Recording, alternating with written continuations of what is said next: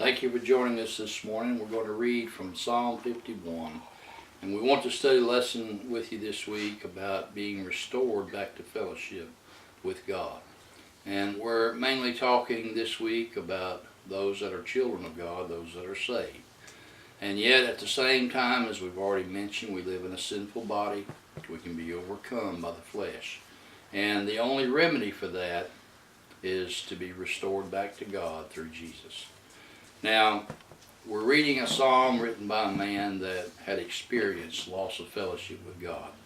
This man was a man after God's own heart, yet he gave into his flesh. He sinned with a woman.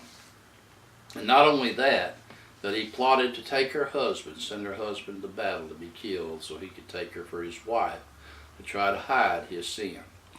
And we want to study some steps that it takes to have fellowship restored. And I want to begin in Psalm 51 and verse 3. For I acknowledge my transgressions, and my sin is ever before me. You know, the first thing it takes is to acknowledge that I've sinned against God. You know, it's good to, ask others to forgive us for sinning against them. If we mistreat our fellow man or some of our family, if we cheat them, we're unfair to them, untrue to them, to have them forgive us is one thing.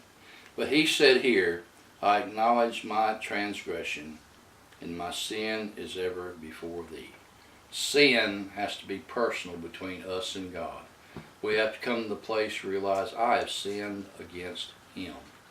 And when we do that, we're on the road to restored fellowship. Thank you.